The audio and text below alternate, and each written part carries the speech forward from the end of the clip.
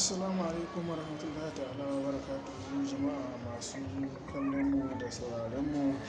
A yau muna kawo muku yadda ake tarban ɗan takarar shugaban ƙasa na jam'iyyar APC wato Alhaji Bola Ahmed Tinubu lokacin da akan hanyarsa ta zuwa Sokoto don gudanar da kamfen da zai na neman takara kujerar shugaban ƙasa a shekarar ta 2023 idan Allah ya kai mu.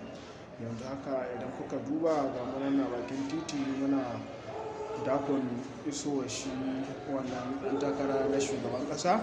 Ga munan mutane bakin titi ga sunan motoci suna ta hutuwa da adaidaita sahu da sauran mashina. Ga sunan mutane sai uwa kake ta ganin ana tayi ana kuwa ana tarbunai.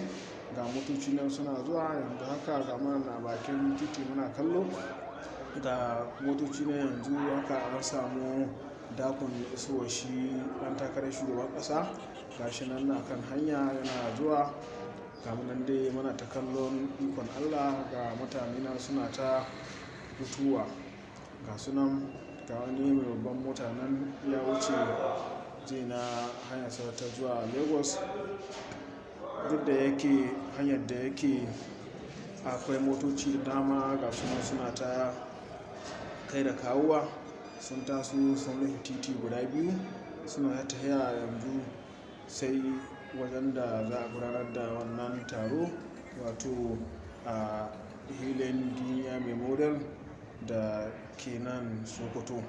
Yanzu haka ga munan dai muna kallo muna ɗebe ɗiyar. To jama'a idan yanzu ne kuke farkon shigowa ku danna mana subscribe ku danna mana alamar ƙararrawa domin idan muka ɗora ku gani ba za a ɓata lokaci.